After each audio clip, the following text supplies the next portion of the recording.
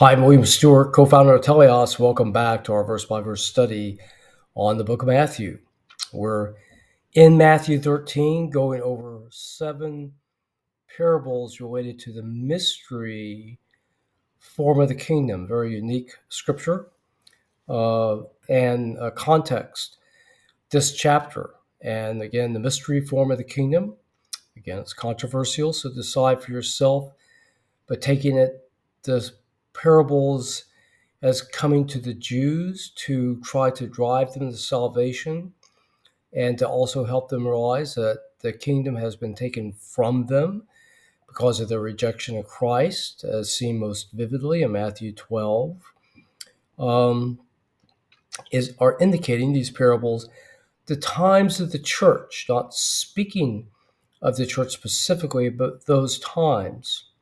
And perhaps the church in an indirect fashion. We're 2 parables today, which I must admit are difficult to determine the meaning, and there are many different interpretations of these parables, so you'll again have to decide for yourself. I'm going to take a very simplistic approach. These parables are very general and with all of them, and it's hard to become very specific. I think these 2 parables indicate that. So let's look at them. The first, and we're starting in verse 44. Again, the kingdom of heaven. Kingdom of heaven, of course, is the salvation of the Jews promised in the Old Testament, which is intended to be extended to the Gentiles. Is like unto a treasure hidden in a field, in which the man hath found, he hideth, and for the joy thereof goeth and sell all that he hath, and buyeth that field. So it's telling us that the kingdom of heaven is of great value at this time, in this mystery form. Probably the times of the church will have wondrous value, and when a man finds it, he's going to give up everything he has to get into this kingdom. Okay, that's how valuable it is.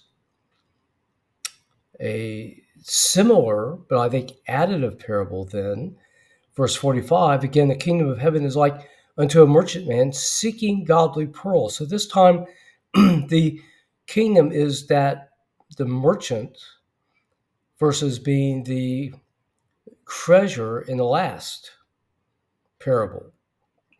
So it's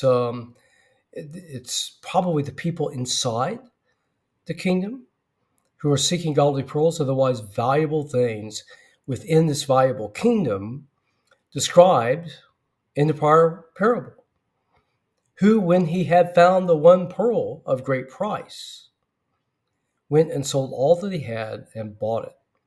What is that one pearl? Well, again, we don't know specifically, but I'm thinking it's probably Christ, and he did everything to gain it, which of course we know now is, do we simply believe by faith alone in his death and resurrection.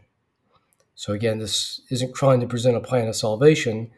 It's trying to show, I think, in the first parable, the value of the kingdom, and then second parable, the value of what the kingdom provides, especially salvation. Okay, that's me. You'll have to decide for yourself. Thanks for joining me today. We have one more parable in the series of 7 to cover, and another one after that to finish up as we get closer to the end of this important chapter. I'll look forward to seeing you next time.